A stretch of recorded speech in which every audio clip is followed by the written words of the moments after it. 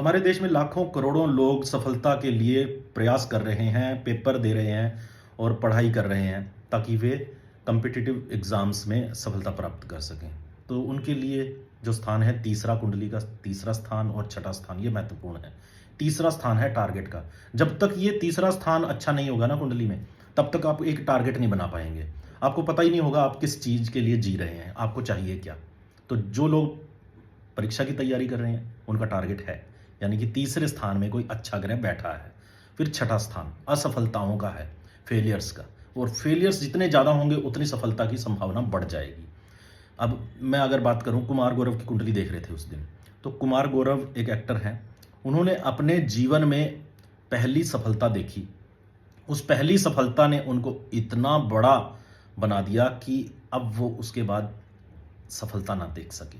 जो शुरुआती सफलता है वो आने वाली अनेक असफलताओं का प्रतीक होती है, क्योंकि अगर आपको शुरुआत में ही सफलता मिल जाएगी तो आप कंफर्टेबल हो जाएंगे, फिर आप उतनी मेहनत नहीं करेंगे, ना टारगेट सेट कर पाएंगे, ना उसके लिए मेहनत कर पाएंगे। तो कुमार गौरव की कुंडली में जो तीसरा स्थान था, तीसरे स्थान का स्वामी था शुभ ग्रह शुक्र, और शुक्र ने उन्हें सफलता दे दी पहली फिल्म से। उसके बाद घमंड आ जाता है, दिमाग खराब हो जाता है। वो बात नहीं बनी, आज तक वो फिल्मों में नाम नहीं कमा पाए, वैसा मुकाम हासिल नहीं कर पाए जैसा उन्होंने पहली फिल्म से किया था। अब हम सफलता और असफलता की बात कर रहे थे, तो अगर पहले ही आपको सफलता मिल जाएगी पहले ही प्रयास से, तो फिर आप आने वाली संघर्ष के प्रति बिल्कुल आप आश्वस्त हो जाओगे कि संघर्ष नहीं है। आप आने वाले संघर्ष के प्रति सचेत ना रह पाओगे।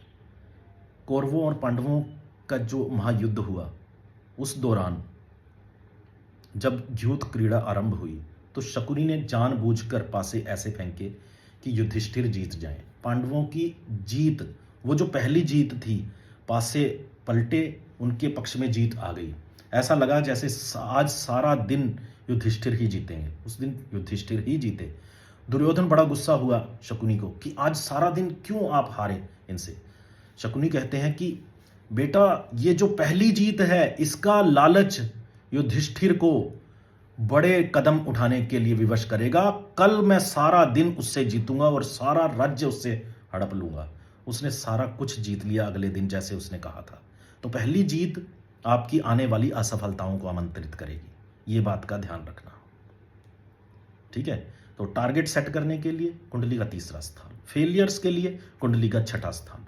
जब तक ये दोनों स्थानों में पाप ग्रहों का योगदान नहीं होगा, तब तक आप कॉम्पिटिटिव एग्जाम्स, किसी बड़े पद के लिए आवेदन कर रहे हैं तो उसमें सफल ना होंगे। सफल होने के लिए असफलताएं जरूरी है।